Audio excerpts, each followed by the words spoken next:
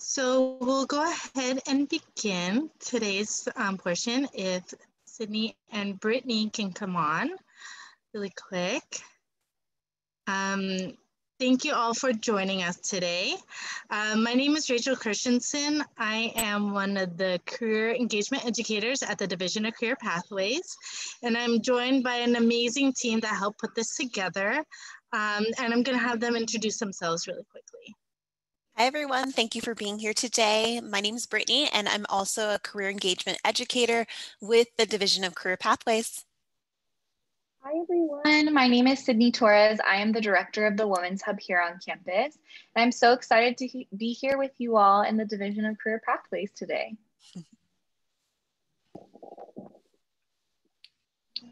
So with that, we'll get started. To introduce our panelists, if our panelists want to come on. Hi, y'all. So good to see your faces. So I'd love to have each of you introduce yourselves and maybe just provide a brief overview of your experience advancing in your field or the business area that you're in. We can start with Cindy. Hey, can you guys see me actually? Because I'm trying to turn the video on, but it says it's cannot because the host has stopped it. Oh, we can't see you, but let me try and get that fixed. Oh, you should be able to now. Try. There we go. Yay! Hi, welcome. So, sorry, can you repeat that really quickly because I was trying to get this to work. So if you just want to introduce yourself and then share a little brief overview of your experience in your field or the business world. Okay, so my name is Cindy Ewing, and I am currently a senior associate at PricewaterhouseCoopers, or PwC. And my focus is really on bringing personalization at scale to solutions to market, and with at the end being driven to engage my clients to leverage human-centered design while harnessing the power of data. And in that sense, bringing together omni-channel communications, making sure taking care of our privacies, and basically really bringing the value of marketing. And to give you a little bit of background, because management consulting is a very confusing area, it's I spent the past decade working in entertainment marketing. So I worked on bringing to life, doing the marketing for over like 250 movies is what I've counted in my career. And before that, I started off as a computer science major at UC Irvine, and then worked on getting my MBA. And it all started from wanting to understand technology and understanding and being an effective storyteller and bringing stories to life, especially for people that might not have the right voice. So that's where I've kind of come in and gone through. And at the end of the day, as working for PwC, my goal is to just be a trusted advisor for my clients and for the world around us. So that's a little bit my background. And I'm here. Great. Thank you, Cindy. Thanks for joining us. Next, we'll have Christina. Hi, everyone. My name is Christina Markle. I am the head of quality assurance and regulatory affairs at a medical device company called Neuroptics in kind of southern Orange County, Laguna Hills. And I've been in the medical device industry for over 10 years now, so quite a long time. I studied, actually, I don't think it exists anymore, but environmental science at UCI. And I thought I wanted to kind of lead into environmental planning. And I tried that for a couple of years and realized that that wasn't really where I wanted to lead into. I come from a very science background family and have a sister in pharmaceuticals. So I thought, hey, you know what, let me try to go in that direction. Got a job in medical device actually instead of pharmaceutical. And it kind of just rolled from there. I was involved in the R&D lab, and at the time, a manager saw something in me in the quality department, and it was a very growing area, the regulatory as well as the quality assurance, quality control department. And, you know, kind of mentored me through the process. And since then, she was absolutely right. She was my huge mentor. And since then, I've never turned back. So it was a really great, great partner of my personality and what she saw in me, and a growing field that's, you know, really becoming an important part of medical device and pharmaceuticals.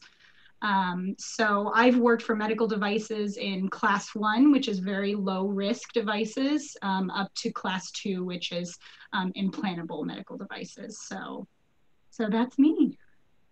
Great. Well, thanks for coming, Christina. We're so happy to have you.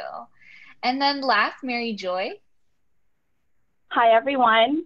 I'm Mary Joy. I graduated from UC Irvine with a degree in political science in 2005. I worked in nonprofit for a couple of years after graduation, and then I decided I wanted to go back to school. I really wanted to become a news reporter. So I went back to school, studied broadcast journalism, wanting to be a news anchor. When I graduated in 2009, unfortunately, that was a great recession, and there were no jobs available. But because I have experience being behind the camera or being in front of the camera also, public relations became a really good job. So I got in public relations. I did that for many, many years. Then when I turned 30, my husband, who works for a government agency, encouraged me to apply for a government job just because of, you know, it's a stable career, good pension plan, good benefits. So I did, and I have been in government since. I currently work as the Director of Community Affairs for the Greater Los Angeles County Vector Control District.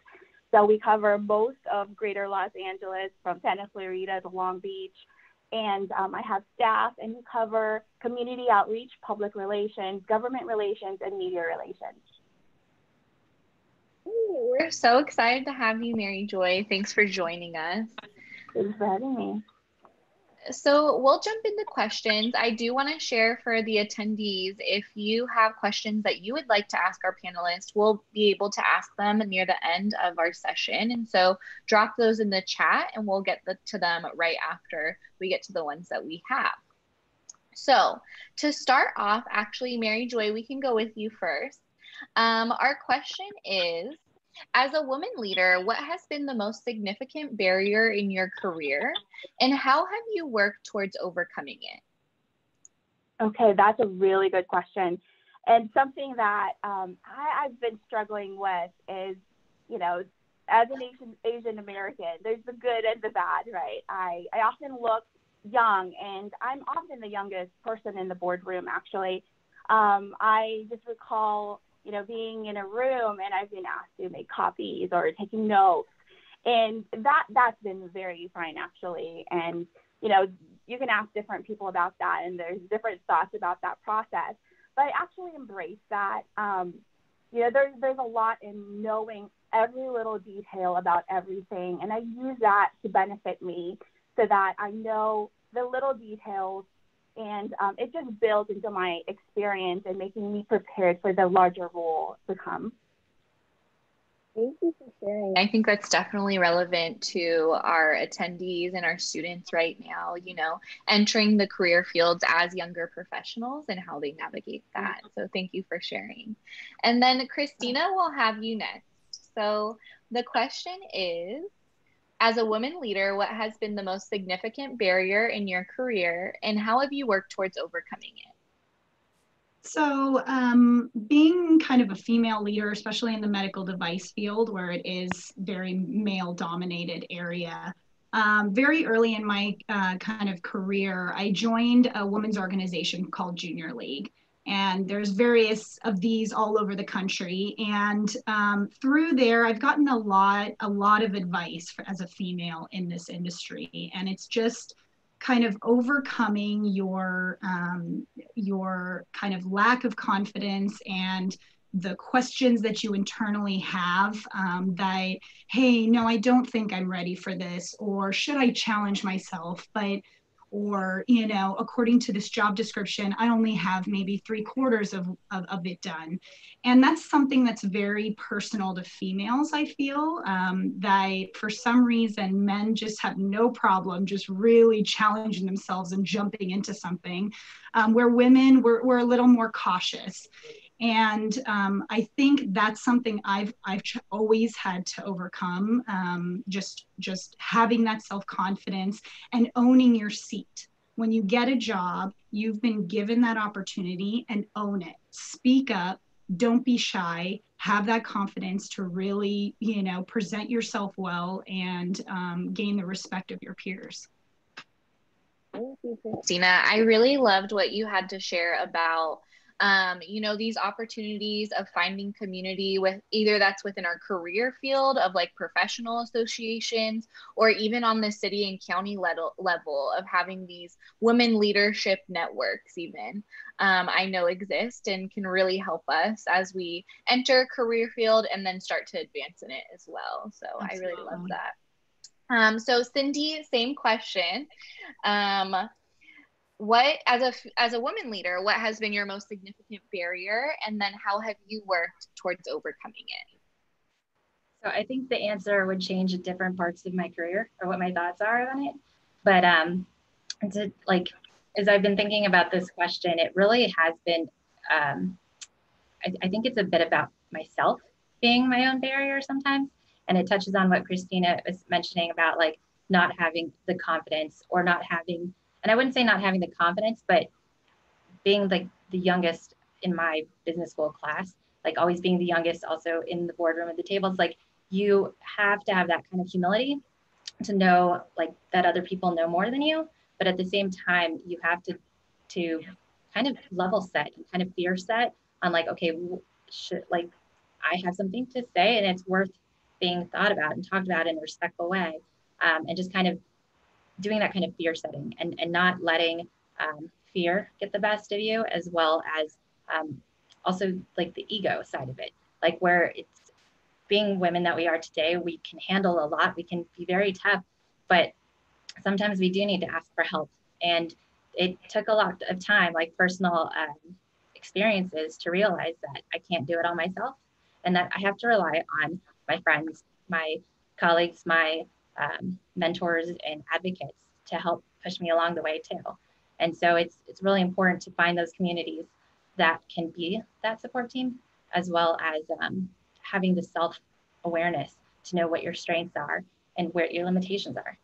And so it's taken a lot of time for me, myself, and it's just through experience, talking through with friends. And then I've also done some therapy. So it's a great, like mental health is such an important piece, and it's definitely worth talking to others about it. Definitely. I love how you mentioned, you know, really finding and asking help when you need it. You know, it's like this fine balance of having the confidence, right? Of really being at the table and knowing that your voice is important, and at the same time knowing that asking for help is okay too. So I really loved what you shared about that. Okay, next question we have is, who has inspired you and why? And so we'll start with Christina first this time. Right.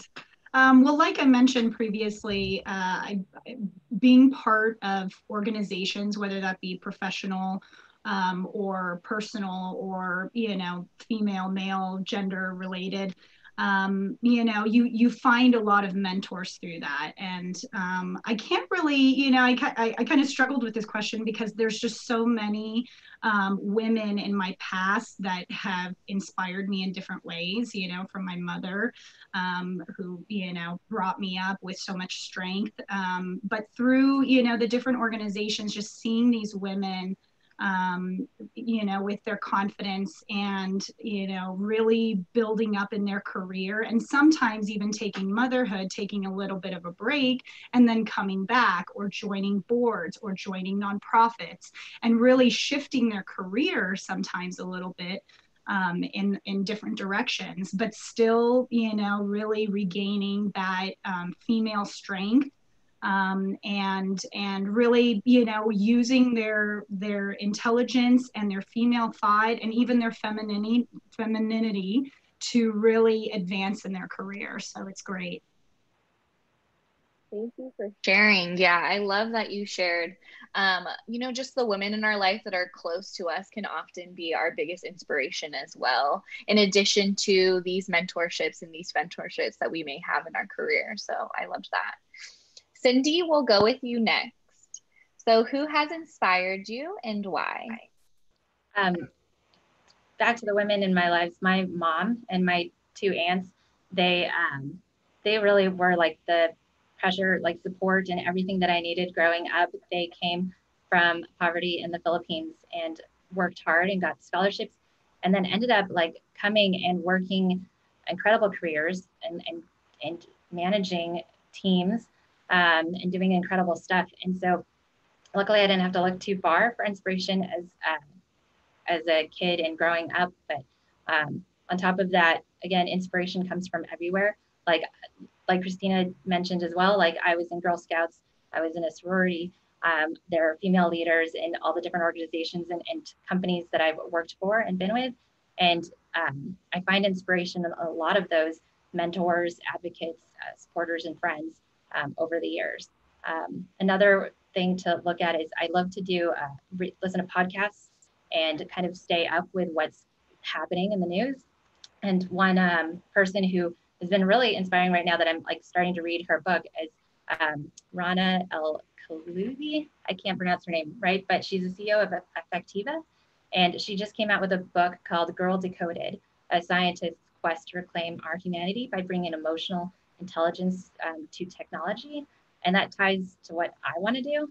So, and just from hearing her interview like a couple weeks ago, I've started to learn about her story, and it's really inspiring. I love that. I love recommendations, so I'm like writing it down so I can read it too later. But I also really liked that was something that you shared that is really relevant to our students right now, is that gaining community and inspiration from their organizations that they're a part of and the groups that they participate in can definitely be that source of inspiration as well. Mary Joy, what has been your inspiration, or who has inspired you and why? I hate to repeat the same thing, but I agree with Christina and Cindy and everything they've said. Just a bunch of people that I've come across with, a lot of strong, powerful women, and of course my mom. And same as Cindy's, my mom, immigrated here from the Philippines. She was also a stay-at-home mom for a while until my siblings and I were old enough to go to school. And then she started her career in her mid-30s.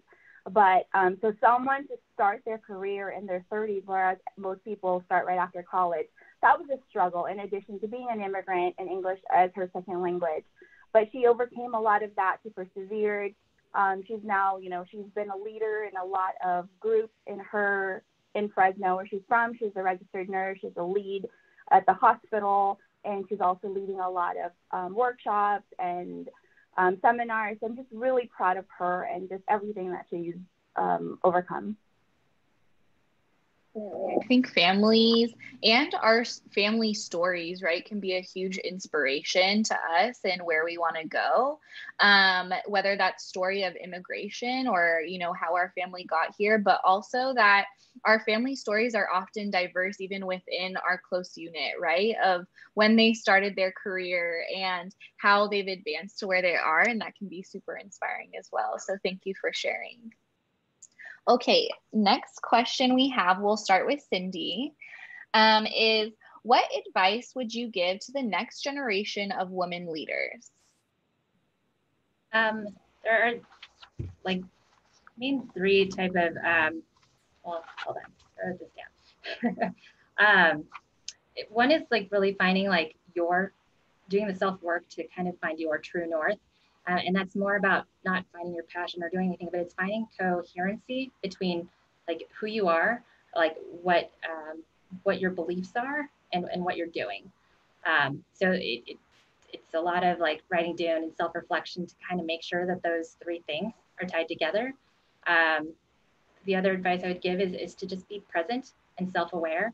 Ask for real-time feedback from people that you're working with, and again, do that self-reflection, that self-work to make sure that you're headed in that right direction. And then the last part is like kind of have fun.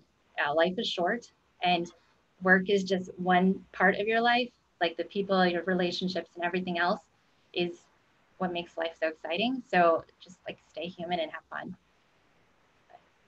Thank you for sharing. Yeah, I really liked what you had about, or you shared about, you know, really finding out your values and what you believe in and how that aligns with what you're passionate about, right? And how does that relate to your work that you do? I think sometimes students can get really focused on like, oh, I'm this major, I need to go into this career, right? But once they start broadening out and start going into their job search with that mentality of like, what do I value? What do I believe in? And how does my work align with that? It kind of almost like broadens their perspective. So thank you for sharing. Okay, we'll go to Mary Joy next. Same question. What advice would you give to the next generation of women leaders? Two. One is just to really know your narrative. In addition to being a female leader, you know, I am also an immigrant. I'm a woman of color. English is also my second language. So that's who I represent. And so that's who I am when I go anywhere. And just knowing who you are. I know, I graduated about 15 years ago from UC Irvine, and I don't recall seeing a panel of, a lot of people, especially people like me. So I'm just really happy, and I'm so glad to have been invited to sit on this panel because I know representation matters. The second is just having a tribe of women. It's really important to surround yourself with other strong women who will cheer you on for challenges or struggles, and also celebrate with you when you have little successes, big or small. It's just really empowering, and also to celebrate with them and be with them through what they're going through. I think that's been great with me, and I have a group of women that I talk to regularly. I normally meet up with them, but with the current situation right now, we still have our Zoom meetings too, and we have wine and we just chat and catch up, and it's been so great. Thank you for sharing, Mary Joy. I definitely resonate with, knowing your narrative and really understanding your own identities. I think it's really important as women leaders and women entering, their fields to know that leadership often starts with ourselves, right? And it's really understanding who we are and the experience we have when we're coming to the table so we can then talk about it, right? So I really appreciate you sharing that. And then same question, Christina, what advice would you give the next generation of women leaders? Okay, great. Well, definitely what Mary Joy said is absolutely right. That's what's great about women. We are total tribe people. We've got all of us together, and when we are all together, we are pretty tough and unbreakable. So absolutely. I think surrounding yourself around a support system is extremely important. Then in addition to that, networking. I'm all about networking. When you get out of college, you're still figuring things out. As I explained in my intro, what you go into, what you think you're going to go into may not be the direction you're going to end up. So network, whether it's organizations that you might think you want to be part of or general organizations, just get to know people, talk to people, especially business related. People love talking about themselves and their direction and their pathway, hence why we love being on these panels. So we'll always give advice and feedback on different areas that you might be thinking about. And kind of relating to that also, don't be fearful about moving around. It's actually very, very beneficial. And when you get into something, give it a good year or two to really feel it out, to get comfortable in what you're doing, but move on to something else. In my 10 years, I've probably moved 5 or 6 different companies, but that helps you advance faster. Because if you really kind of get stuck into the same place, you don't realize the diversity that's out there, even within, for example, my industry, medical device. There's various different companies, different ways of how companies work, different bosses, different teams. So it really gives you an opportunity to really expand yourself when you're young, and then, kind of settle in and figure out what you like to do and what you know, what type of team you want to be involved in, and then you settle into that and get comfortable. So. Yeah, I definitely think, you know, what you shared about networking is so important and really links to that, right, piece of pushing yourself and really getting to know people in even different areas, right, outside of your immediate circle, outside of your company, because that diversity of thought like can really help push you to try out something new, right? Yeah, so thank you for sharing. Okay, next question we have, and then we'll get to some of the questions that our students have been putting in, is what is some of the advice specifically that you would share with young women entering male-dominated fields or professions? And we'll start with Mary Joy this time. All right. I think what's been really beneficial for me is finding mentors. And the mentors can be men and women. A lot of male, because they've all, you know, they've been in that world, they know. And it's also good to have that extended hand to help you up. That's been really helpful. But also, you know, finding a lot of women. There have been women, maybe not necessarily in your field, but who have gone through the same experience, having been in a male-dominated field. So seek out their advice, find their story, their lessons learned, their successes as well, and learn from that. And same to Christina's point, networking for me has been really beneficial. And as I move up in my career, I'm finding that the world is so small that people from my past connections know people that I want to connect to that may have good opportunities for me. So don't burn your bridges, because somehow, somewhere people will connect and you need them. Yes, definitely. I think, you know, femtorship and mentorship is definitely important in our jobs and in order for us to advance and learn and grow. And so wherever you can find it in your work, it's super important to be able to build those relationships, right? And then know that, like, if you are in this male dominated area, that if you have a mentor, you can find that women community outside, right? Like you were mentioning before, that you can have this group of women that maybe isn't inside your workplace, but outside of your workplace that you can lean on for those other things. So thank you for sharing. Okay, we'll go to Cindy next. Same question. What is some of the advice you'd share with younger women entering a male-dominated profession or career path? So career, profession, all of it above. Like I studied information and computer science, so there wasn't that very many women back in that degree back in the day. And even in my business school class, there was only 7 or 8 of us women out of my core of 75. And now, like working more tech, other like industries, it's a bit different.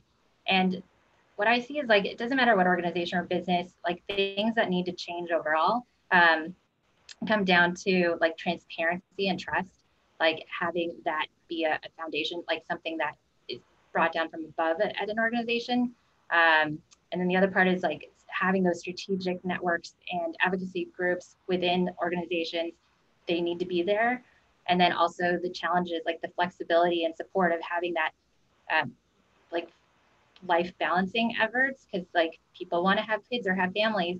So like those 3 areas I think are definitely things that need to be changed within male dominated industries or areas. But what we can do as women is take that and make the changes where we can, as small as they may be. And so like the way that translates is one is building that transparency and trust of like collecting in the information and disseminating out the learnings and share that information and kind of just, and if you say you're going to trust is about, it's small, it's not something that you get right away, it's over time. So it's like, if you say you're going to do something, be there and do it. The next part is like about the strategic networks and support groups. Like, while that should be built into the organizations or to the programs, like what Mary Joy said, it's like we can build those ourselves. So reaching out to old colleagues or friends and just even outside of your industry, just to kind of get a third party's perspective is really helpful from a personal level. And then the last part is back to that challenges of trying to find that balance. Like that's something that's not just for women, but it's for every person. Like everyone has different personal challenges, whether or not you're taking care of aging parents or family members or other personal stuff that's going on, everybody has or needs some flexibility. And I feel like right now with all the stuff that's going on, hopefully like people are more aware of that need. And so it's like, if we can take that time to do what's right, or like call out, like, and have the courage to speak up when we need to. And even in the smallest wins will help us overall as a whole be able to make a difference. So. Yes, thank you for sharing, Cindy. I really like that you brought up, these opportunities at work that we can have to connect with other women, whether they're built into the company in the culture already. That's something our, graduating students can look for in a company. But just because a company doesn't have it doesn't mean when you get there, you can start something, right? And that's important too, knowing that just because something exists doesn't mean it can't exist. So I really like that point. Okay, Christina, same question. What is some of the advice you would share with young women entering a male-dominated profession or workforce?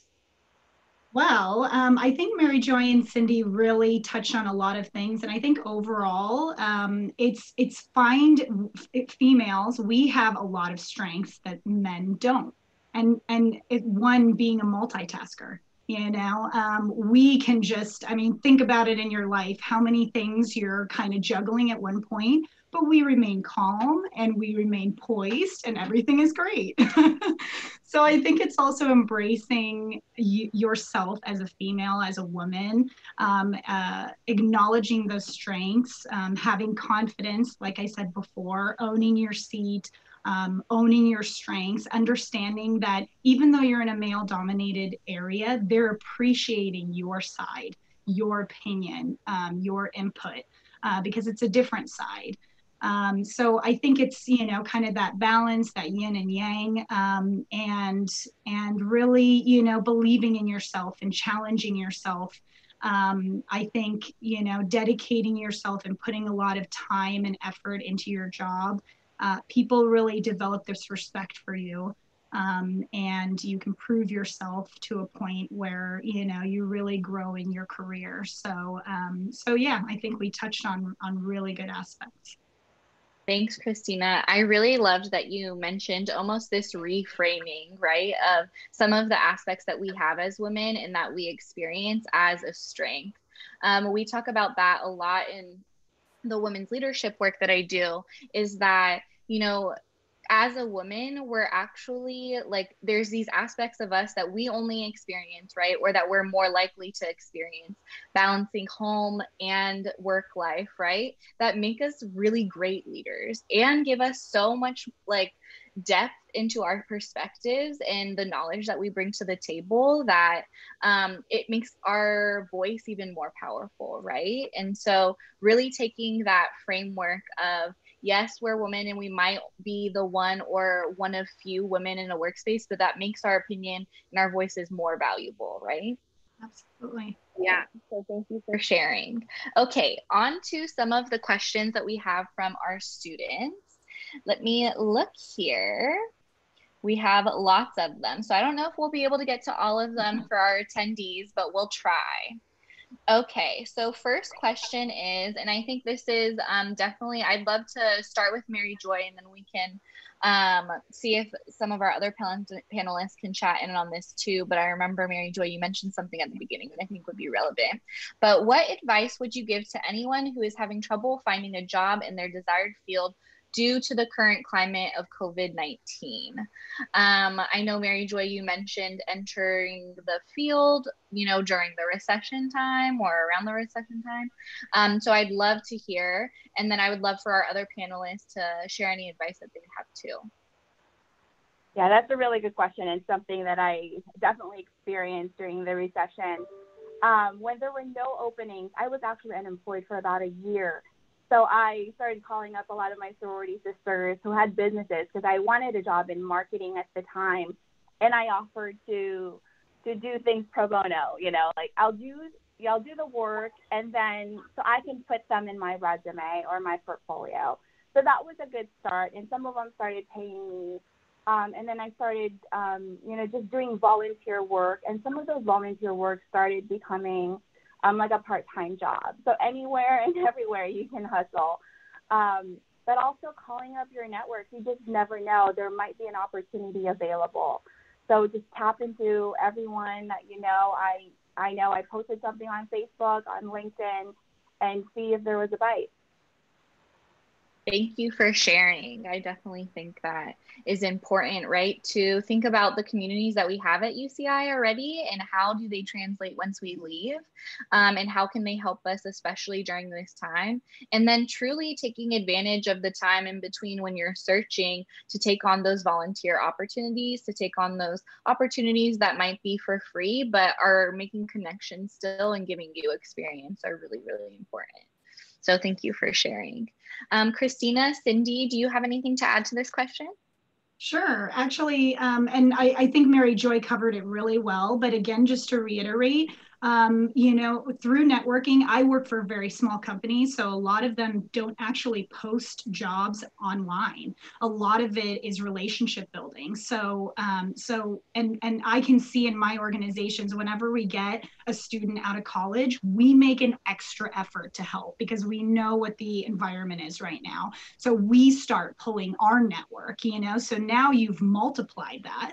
So really don't get intimidated by these organizations that everyone is much older than you, because they're going to take you under their wing and they're going to help you as much as possible, because we've been there. We needed help when we were coming out of college. So we're going to help as much as possible. So, and that really helps. I mean, I know online is great, you know, Indeed and whatnot to apply, but there's not that personal touch where if you meet someone, you know, I've even had a situation where someone said, you know what, you know, I'm going to develop a position for you. And just like that, you have a job. So, so definitely keep it on that, keep networking. Yes, I love that. And then Cindy, yeah, do you have something to add too? Yeah, I was just gonna say, like, I know the word networking can kind of be like have a stereotype to it, and so I think the bigger point is being curious.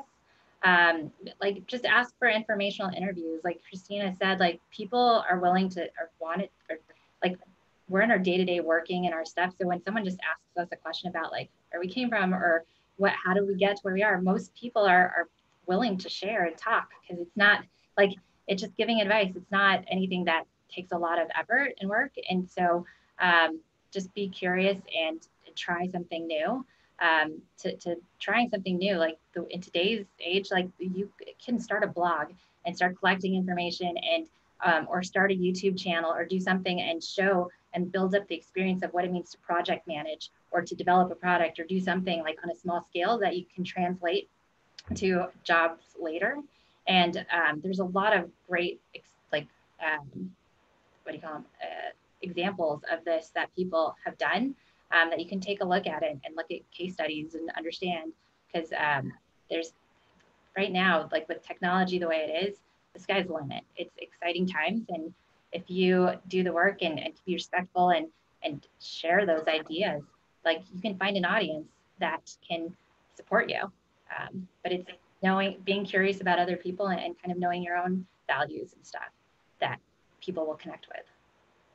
Yes, I love what you shared about reframing it as curiosity and like never being scared to ask for an informational interview, especially, you know, going back to Christina's point, during this time, networking is going to become really important. And when there are, you know, maybe less opportunities available, that extra relationship piece is what's going to shine. And so the more that you can put yourself out there, you can try new things, especially during these trying times. We see new businesses start, right? And entrepreneurship in all fields, like take on a higher level. And so really using that curiosity to your benefit is super important. So thank you for sharing.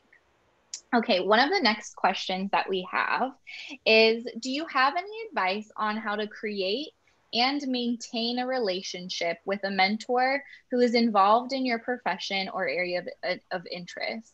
I think this is really important because especially with, you know, being women, especially in male dominated fields, we might have a mentor, but they're super busy or they have a lot of things going on. And so anyone can feel free to answer this, but how do you really maintain those mentorships or find them once you get to a new position? I can share. I can start. Oh, go ahead, MJ. Okay, really quick. Just little acts of kindness. I like to remember their work anniversaries or their birthdays or any special occasion. Just a little card or a flower, or now it's so easy to send like a box of cookies or something through DoorDash. They really appreciate that. So it's just, that kind of starts something. Or if I'm at a conference and I meet someone that I think they would be interested in knowing, so that's, creating an introduction for that. They appreciate that because that's a new network for them.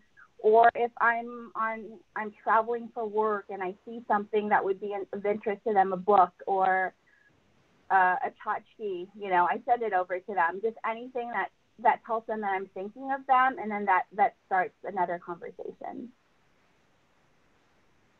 Yes, definitely. Those small gestures that you can, help maintain the relationship is really important.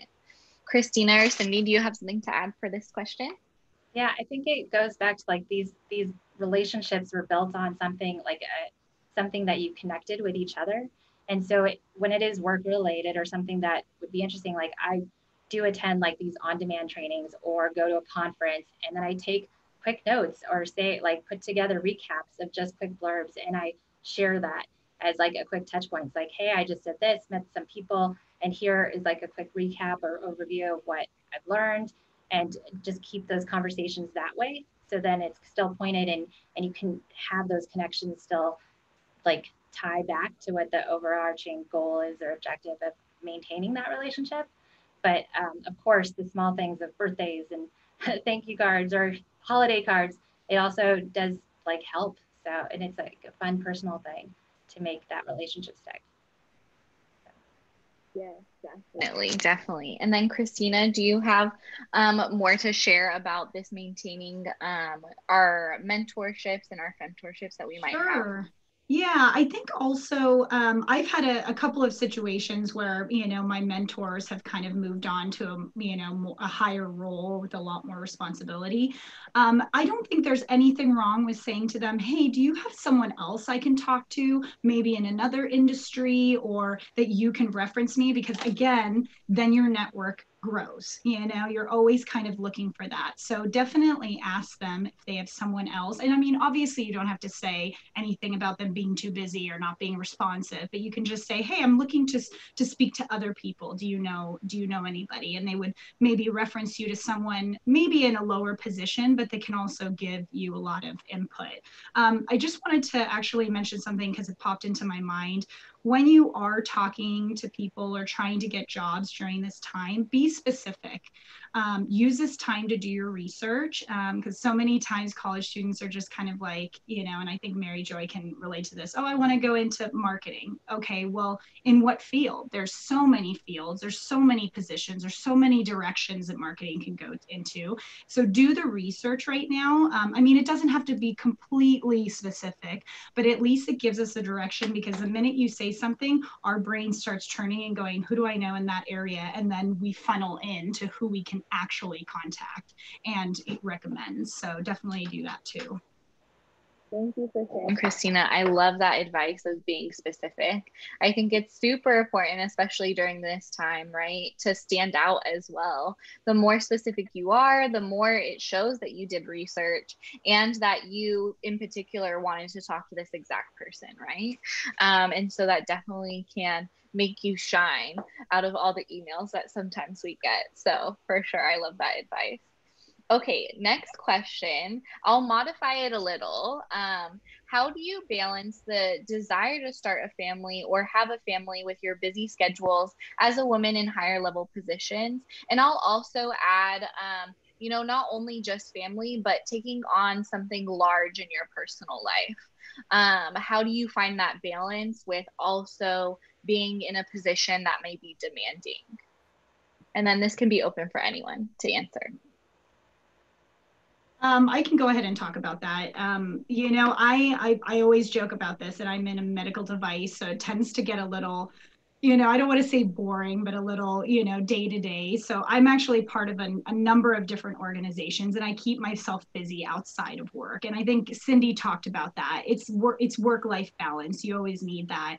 But when it comes to your career, some careers have flexibility and some don't. And that's something that you kind of have to decide and really, figure out deep down. Are you someone that really wants, mostly a career, or are you someone that wants a little bit more variety? And when it comes to family, I think, remember, especially in this day and age, like personally right now, I'm at work, 8 to 5, Monday through Friday, but I could in turn, and that's what I'd love to do when I become a mom, is go into consulting. And I think a lot of careers, you can always do that.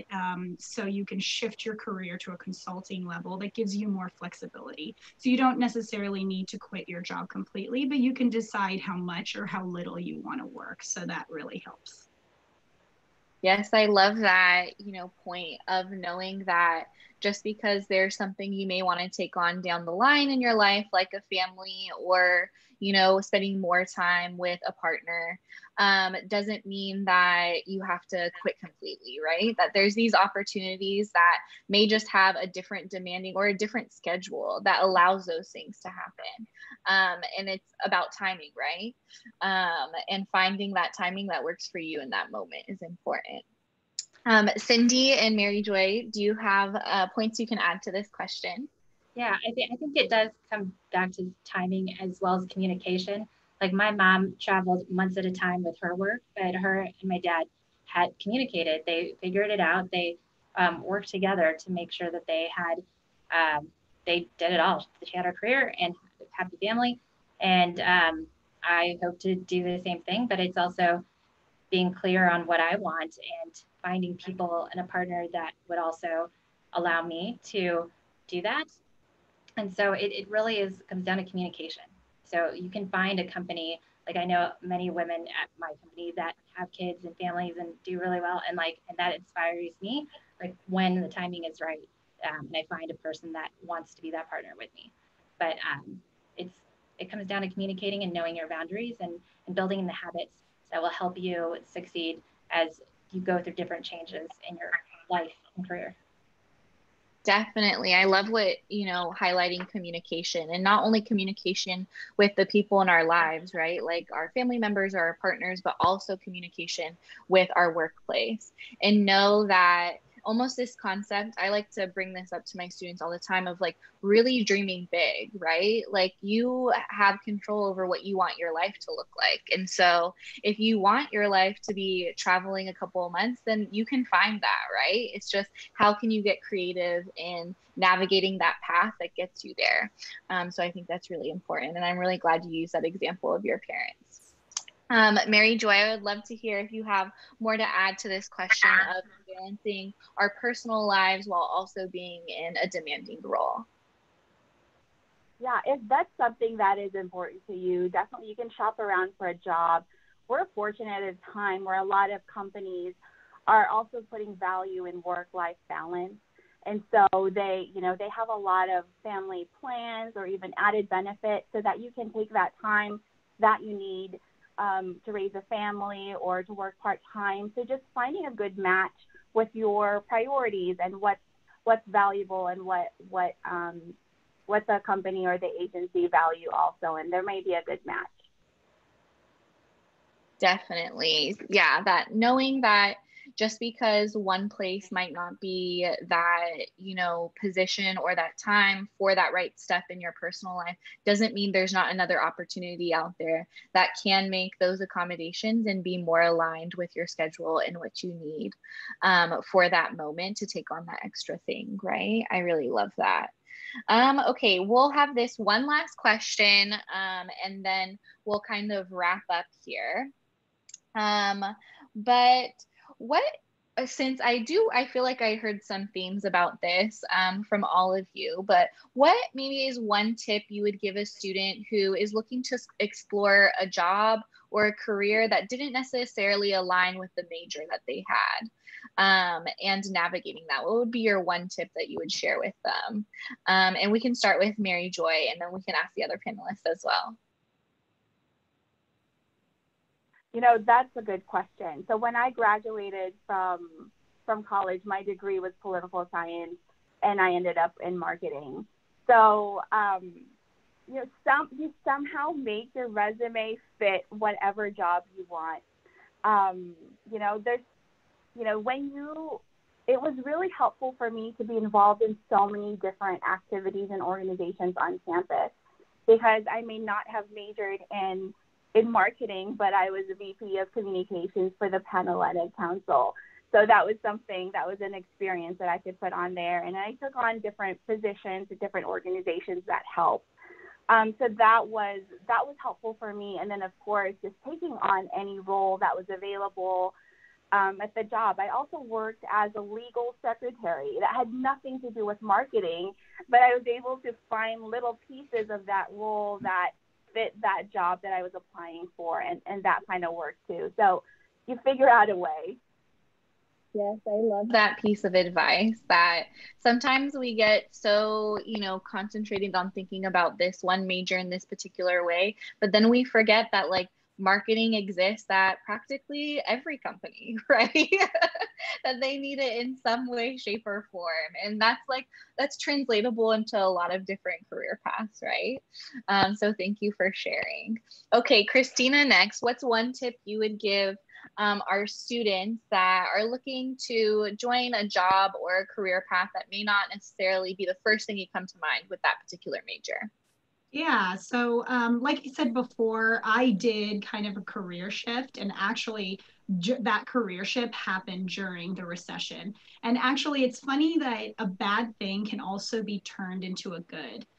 Like during this time, a lot of companies will be a little more relaxed when it comes to the environment and what they're expecting of their candidates. And I completely agree. Utilize other organizations. I was so cautious of that when I came out of college, because sororities could have such a positive, reputation, but there's some people that, the opinion's a little on edge. So I always was really cautious, but there were so many times in my job interviews where someone said, well, what organizations are you part of? And I started talking about that, and their face lights up and they're like, wow, that's amazing. Talk about it more. So don't be cautious about that. Definitely, like Mary Joy said, put on there any sort of experience you have. And yeah, I definitely agree with that, that it's look at the job description. All my recruiters say that. Look at the job description and adjust your resume to that as well. Those keywords that you want to have come out, and have different versions of your resume as well. I had maybe 3 or 4 different resumes that I would kind of cater to what position I want. So, but once you get experience, then your resume gets more and more detailed, and then you know exactly what you want to place on there. So. Yes, I love that point of just, we have these experiences and they might be in a certain field or a certain job, but they can translate, right? And it's really how we talk about them that can allow us to explore these different areas. And then we'll end with Cindy. One tip that would you share with our students that may be looking for a job or a career path outside of that particular major that they were in? I gotta go back to what I said before. It's be curious and step out of your comfort zone, because at the end of the day, as Mary Joy, MJ, and Christina had mentioned, it's about transferable skills. I think Christina mentioned like her degree is no longer at UCI.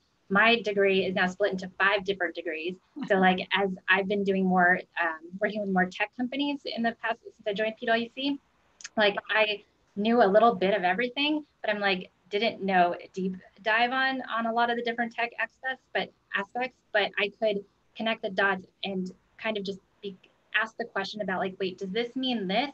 Because in entertainment, that word meant something different.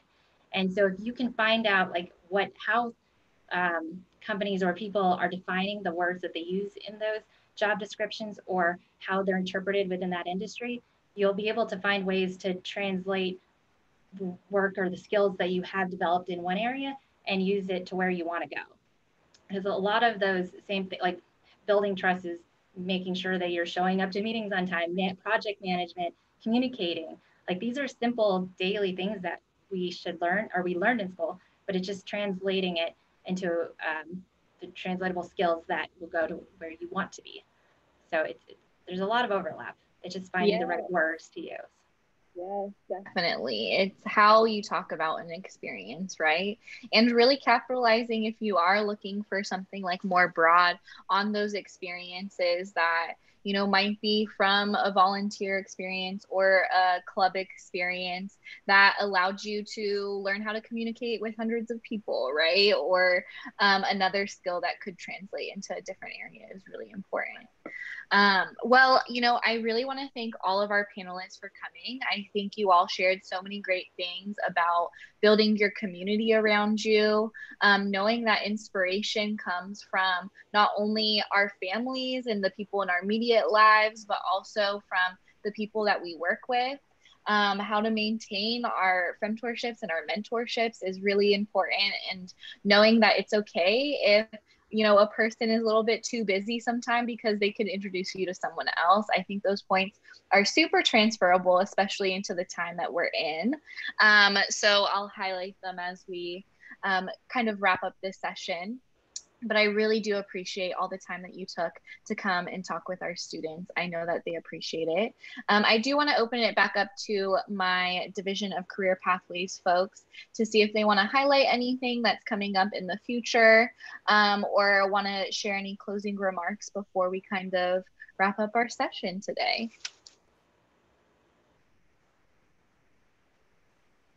Hello, everyone. Thank you again to all our panelists and Cindy for moderating today. Everything was just so, I was blessed, let's put it that way, with listening to all of you. And so we sent out a little bit on the chat feature about some of the upcoming events with the Division of Career Pathways. And so we have our Countdown to Summer series coming up. So for those of you that still need some help with especially finding a mentor or people to network with, there are definitely some events coming up that way.